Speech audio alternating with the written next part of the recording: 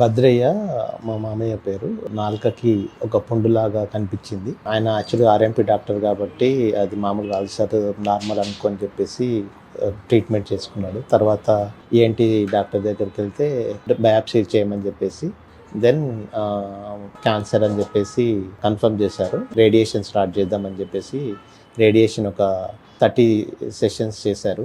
ఆ తర్వాత still some part ఉందని చెప్పేసి సర్జరీకి వెళ్ళొచ్చు అని చెప్పేసి సర్జరీ చేశారు.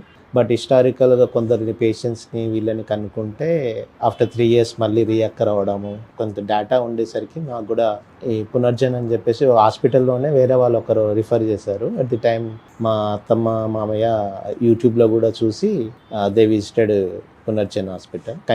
మెడిసిన్ కంటిన్యూ చేస్తున్నారు. మెయిన్ పర్పస్ ఏంటంటే మళ్ళీ రీఅక్కర్ కాకుండా మ్యూటేషన్ పెరగకుండా ఉండడానికి తీసుకోవాలని చెప్పేసి వచ్చాము. దాంతో స్టార్ట్ చేయడం వల్ల కొంచెం యాక్టివ్నెస్ పెరిగింది. He was feeling something more active than before and maybe time duration కూడా ఉండొచ్చు. So third time we are visiting and 3 doses are continuing now.